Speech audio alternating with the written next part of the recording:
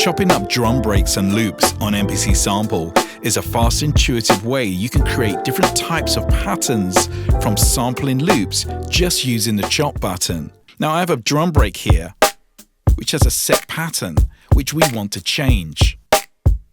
Now if I hit the chop button, here I can use different chop modes to slice the break across the pads. We have everything from regions to manual chopping, but I'm going to use transients which detects the peaks of our break, so we can now play across the pads. So let's play these drums over our loop.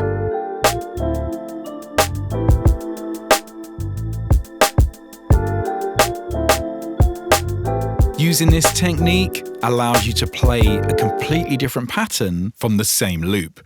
Now we can go into each individual slice and we can edit the start and end points using our control knobs. So here we are, we can go to this slice. If we hold down Shift in the encoder, we can zoom in for more accuracy per slice.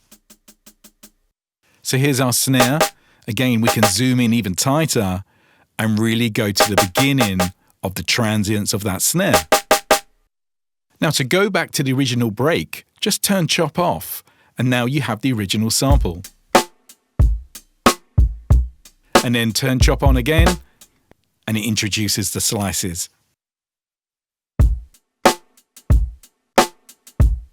Now let's add this pattern over our beat.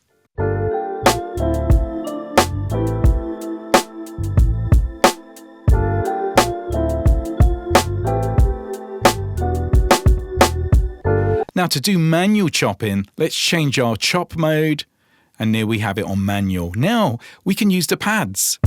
And you hit the pads in real time where you want the chops. And then once you've finished, we can use our trim to go into each slice and set our start and end points.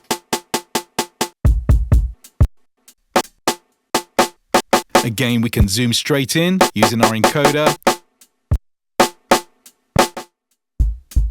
And then once you've trimmed all of your slices, you can then add this directly over your beat and make your own creative pattern from using chop mode.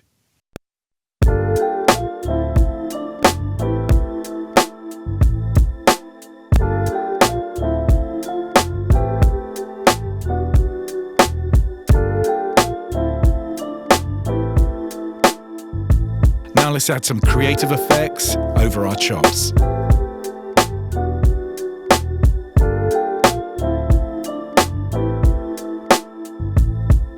Thanks for watching this tutorial on MPC Sample. I'm Andy Mack, and I'll see you next time.